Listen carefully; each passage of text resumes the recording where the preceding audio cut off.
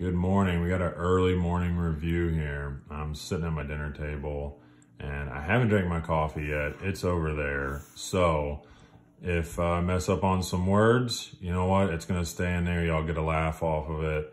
As I am Jake, I'm going to review some knives and I don't edit anything. I like to talk about them and here they are. So as you've seen by the thumbnail, today is going to be the steel wheel Avior, which we have this guy right here. Nice bright red handles and a really great stone wash blade off of their black wash, whatever they want to call that. Steel wheel to me does a terrific job in that $50 to $80 range. I think they put out a quality knife. I know that Civivi does a fantastic job and I'm not putting them down one bit. It's a design choice to me. I think I look at a lot of Civivis and they're just on the meh board. I have one out there that I do want to get, the upgraded Elementum with the S35VN and the black and OD green. That's a terrific looking knife. I'll give them that. But besides that, it's just personal preference. To me, I think steel wheel puts out a little more exciting designs. Maybe it's these color choices as well. If you look at my Instagram, you know that this black and red combo is, that's kind of my go-to. I don't know why, it just really speaks to me. So I keep buying knives that look like that. So this design in particular, you got 8-inch overall length. Again, this nice G10. D2, I know D2, it's getting a little boring, but you know what? It does work. It works perfectly fine. Sharpens great. Lasts quite a while. I don't have a problem in it. So I keep buying them. The bright red on this, I think is probably the brightest. Now, maybe on this one, this is a little different because they didn't texture those scales at all. They completely smoothed it off. So maybe you can pick up, there's a little bit of ribbing in there, but these guys are completely smooth.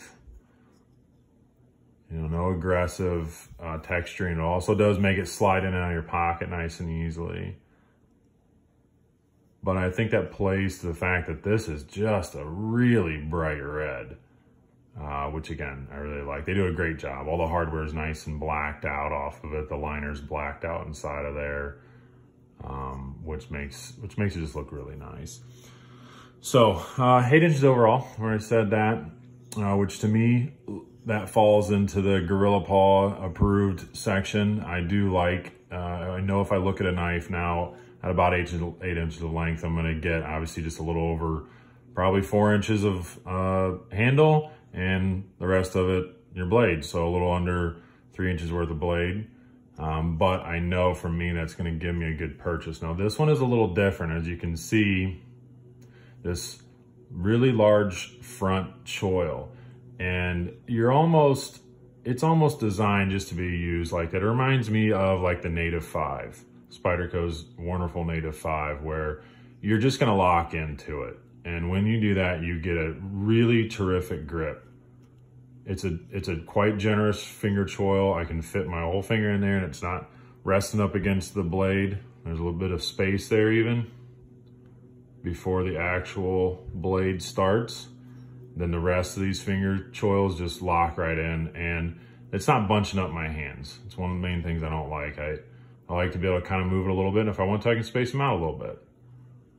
And up top here, they do a really terrific job. Look at all that jimping. Now on the G10, it's actually a little more aggressive. You can catch your fingernail off, but up here, they rounded them all off a bit. They did a little crown off of it on either side there, so it's kind of rolled off. It still does catch, but most of it's gonna be right down here. But that really does, it locks your finger in there quite nice. So you're gonna be able to do quite a bit of work with it. If you didn't use that finger choil, it's kind of goofy. You know, you're gonna fall off the end there a bit.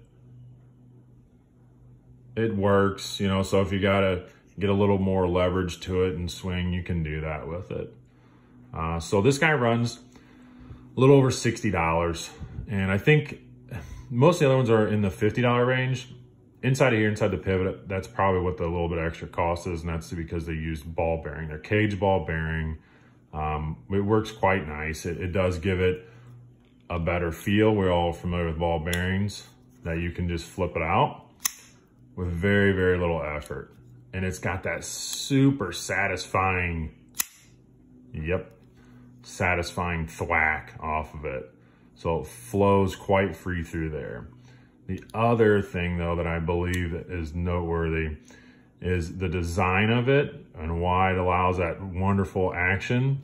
You have your pivot point is set lower than the flipper tab itself.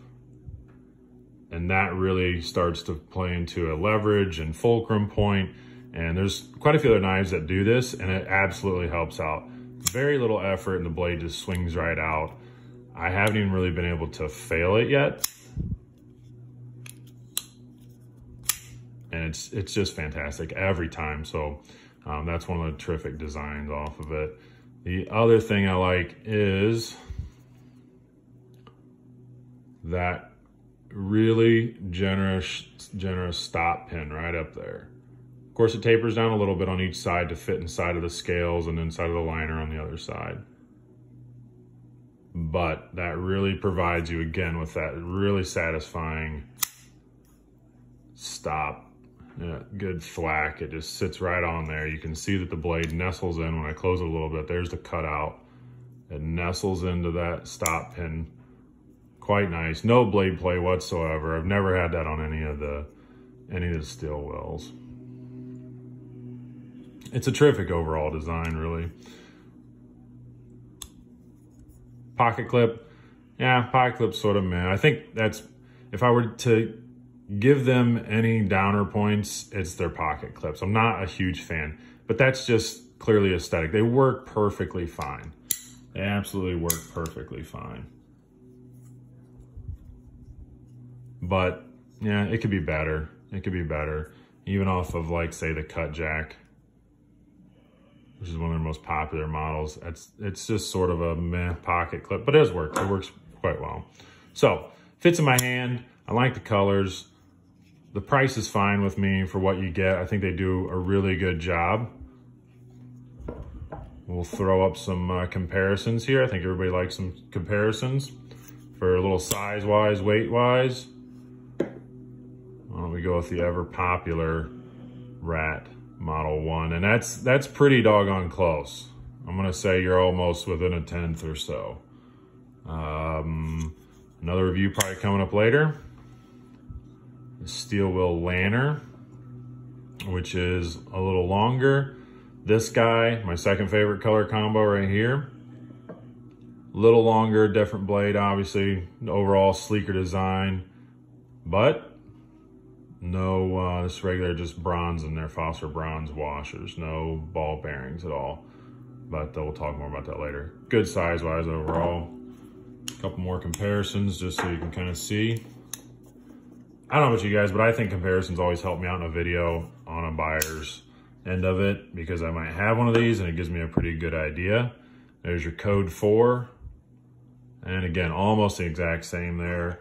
Weight-wise even, not bad. Not bad, pretty close. And as I mentioned before, why not we'll throw in the old Cut Jack. Yeah, Cut Jack's smaller, but boys, this is, the Cut Jack might be, I don't know, I can't say that. I can't tell. I was gonna say it might be my favorite, but the Shaula, the Sargus, all those are terrific knives. So there you go. That was a Steel Wheel Avior D2 G10, little over 8 inches long, little over 4 ounces in weight, if I didn't say that. But it's another winner for me. So there you go, guys. All right, appreciate you tuning in. Have a good rest of your day. Oh, and if you want to, subscribe down there. That's cool. Again, if you don't, you know, I'm going to keep talking.